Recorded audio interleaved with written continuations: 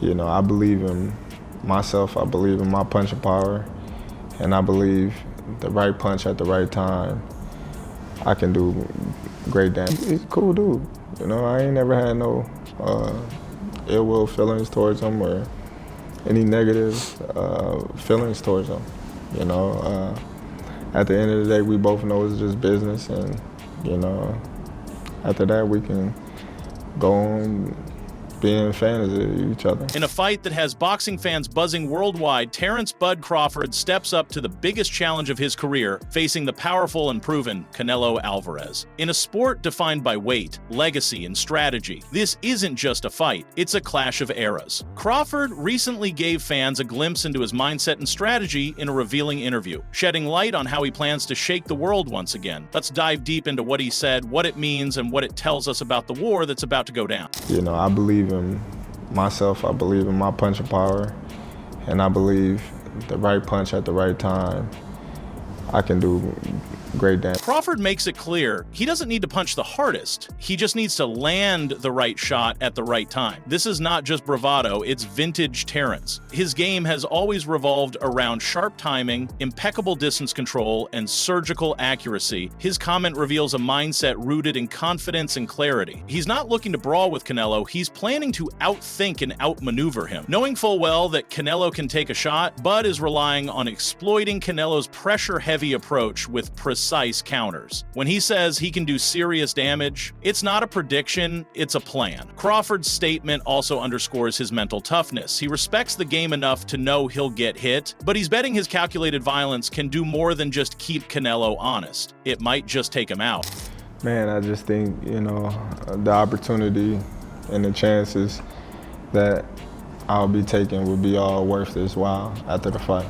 Jumping from 147 to 168 pounds isn't just physical, it's philosophical. When Crawford talks about how the opportunity and risk will all be worth it after the fight, it signals how much he's placing on the line. This isn't just about money or belts, it's about becoming immortal. Moving up 3 weight classes is virtually unheard of at the elite level, and this speaks volumes about Crawford's ambition. He sees legacy as worth the gamble. He knows the weight will be a factor, he knows Canelo is a tank at super middleweight, but Bud is chasing something bigger than pounds on the scale. He wants to be the man who beat the unbeatable, and in that pursuit, every sacrifice, every drop of sweat, every pound gained becomes part of the reward he envisions post-victory. Is that why you want it? Well, when I beat him. When you beat him?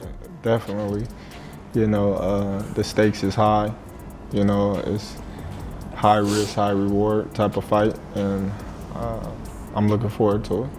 When Crawford says this is a high-risk, high-reward fight, he isn't exaggerating. He's fighting a man who's been dominant at 168, who's cracked jaws and crushed dreams. But Crawford also understands that fortune favors the bold. This isn't new for him. He's always been willing to take the road less traveled. From switching stances mid-round to adjusting on the fly, his confidence in adaptability is his strongest weapon. And what he's banking on is that Canelo's style, though powerful and seasoned, can be solved. He believes the reward at the end of this risky path will be a seat at the table of the all-time greats. This isn't just about beating Canelo, it's about shaking the entire boxing world and rewriting what it means to be pound for pound. He like, yeah, this is the fight that I want, being that, you know, he's the last great fighter of our era, you know.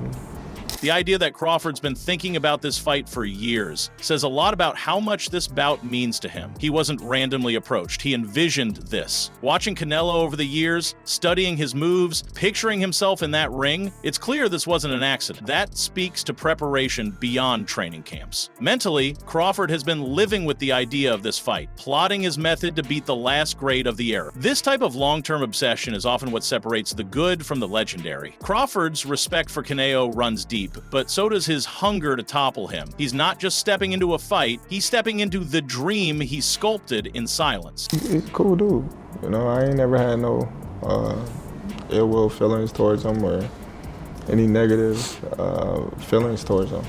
You know, at the end of the day, we both know it's just business, and, you know, after that we can go on being fans of each other. When Crawford calls Canelo a cool dude and says there's no hate, it sets a tone for this mega clash. This isn't personal, it's professional. These two men are cut from the same cloth, disciplined, dedicated, and deeply respectful of the craft. But what Crawford reminds us is this: business is business. Come fight night, gloves replace handshakes, and fists replace words. What this tells us is that Crawford won't be emotionally overwhelmed. He won't fight with rage, he'll fight with purpose. His mindset is icy, focus solely on execution, and when the dust settles, he's fully ready to go back to being fans of each other. That is the essence of sportsmanship at the highest level.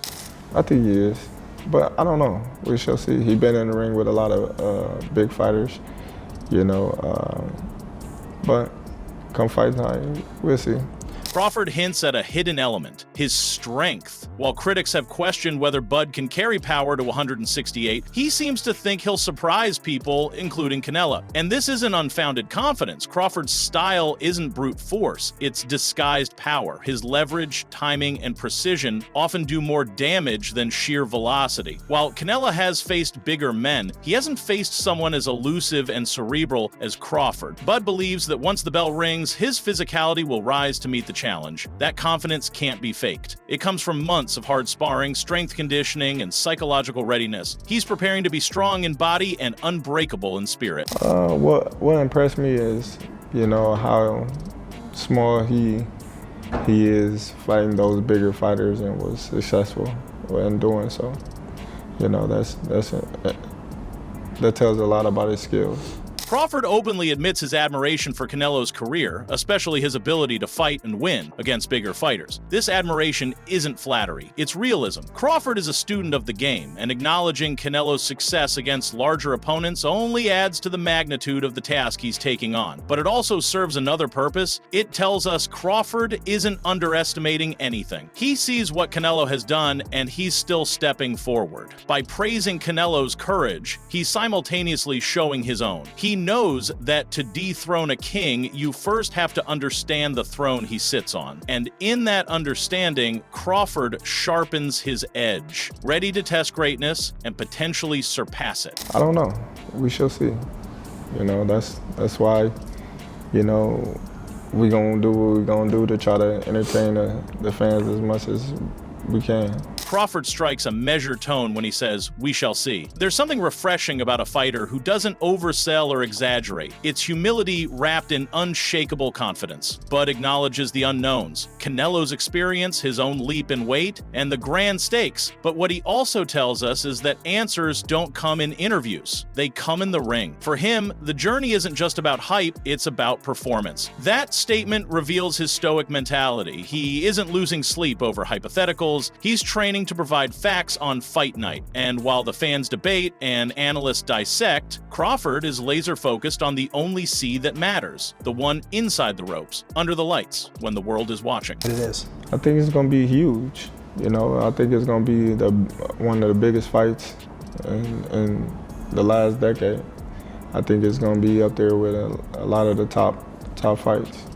Terence acknowledges the scale of this bout. It's not just big, it's historical. When he says this will be one of the biggest fights of the last decade, he's not exaggerating. This isn't a battle of belts, it's a battle of eras. This is a collision between two generational greats from opposite ends of the boxing spectrum. What makes it special is not just the names involved, but the symbolism. Crawford rising up in weight, risking legacy against a champion who's already cemented his. This is the kind of fight that defines careers, influences future matchups, and reshapes pound-for-pound lists. It has the feel of Ali versus Frazier, Mayweather versus Pacquiao. Crawford's comment cements this moment as something bigger than even himself, and he's ready to embrace that.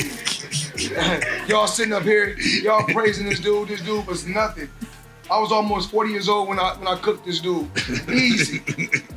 Y'all always disrespecting our fighters. Floyd Mayweather's comments always make waves, and this time he boldly downplays Canelo's status by saying beating him was a piece of cake. But while many may see this as trash talk, in context it plays into Crawford's advantage. Floyd's statement brings attention back to a style that once gave Canelo major problems: movement, precision, and ring IQ. Guess what? That's Crawford's entire arsenal. Mayweather isn't just bragging, he's making a point about style matchups and indirectly suggesting that Canelo can still be outboxed. Whether you agree or not, it underscores the vulnerability in Canelo's game, and if Bud can replicate even a fraction of Floyd's blueprint, he may just pull off the upset of the era. If Canelo couldn't knock out Charlo, or you really think that he's gonna knock out Crawford?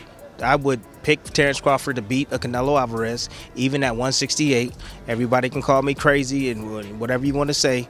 I get it. Tim Bradley's take is bold and direct. If Canelo couldn't finish Charlo, he's not finishing Crawford. This is more than fan opinion. It's analysis from a former champion who understands what it takes to go to war at the elite level. Bradley recognizes that size alone doesn't win fights. Styles and sharpness do. And in his eyes, Crawford is simply too smart, too fluid, and too elusive to get caught the way other Canelo opponents have. This perspective reinforces Crawford's confidence and validates his approach. Coming from a peer and pundit, it gives weight to the idea that Bud belongs on this stage and might just be the one who can steal it. Look, I mean, I think, I really do think the fight, I mean, look, the fight can go either way, guys. Oscar De La Hoya delivers one of the most balanced takes on the fight. It could go either way. Crawford making Canelo look bad, like Mayweather did, or Canelo landing that sledgehammer and putting Bud away. The duality of the matchup is what makes it so intriguing. De La Hoya doesn't play favorites. He simply highlights the truth. Both men bring danger, both men bring skill, and both are capable of changing the fight with a single moment. This quote captures the tension boxing fans feel leading into the bout: uncertainty, and it's that uncertainty that makes this fight a can't-miss masterpiece. Because of the weight. You have to remember that that Crawford is a 47-pounder or 54-pounder, coming, and Canelo has fought at, he's probably weighed 200 pounds in the ring at one point. So, and it makes a huge difference, guys. Oscar doesn't let the narrative drift too far. He reminds us of the elephant in the room: weight. Crawford may have the skills, but weight is real. Canelo is used to fighting and winning against much heavier opposition. At one point, he's likely stepped into the ring weighing close to 200 pounds on fight night. Bud, on the other hand, is scaling up. The difference in physical toll, punch resistance, and ring presence could become the deciding factor. That's why Crawford's victory would be historic. Overcoming that much physical disadvantage, even with skill, is a near impossible task. Yet that's what makes it so special if he pulls it off. I don't know. I don't know about comparing it to his situation, but it will be a situation where I'll be talked about for many decades to come, and definitely go down in the history books as one of the best fighters to ever lace up the gloves. Crawford closes with a statement that echoes through boxing history. This is his legacy moment. He's not just chasing a win, he's chasing immortality. A victory here puts him in the conversation with the greatest ever. This is his shot at becoming a boxing deity. He knows what this fight means. It's his Hagler versus Leonard, his Ali versus Foreman, and he's treating it that way. He wants to be remembered. Every drop of sweat, every pound gained, every punch thrown, it's all in pursuit of that one thing no one can take away: greatness. If Crawford can topple Canelo at 168, he won't just be the best fighter today, he may be remembered as one of the greatest ever to lace the gloves. Crawford isn't entering this fight just to prove a point, he's entering to make history. And Canelo, the living legend, is standing in his way with the experience, power, and legacy of his own. The beauty of this matchup isn't in the trash talk, it's in the respect. Two champions, two minds, two warriors ready to clash. And when it's all said and done, win or lose, both men will leave that ring as legends, but will leave as the face of boxing. For more breakdowns like this and exclusive insights into the biggest fights, subscribe to Boxing Cast on Apple Podcasts. And with that, on to the fight.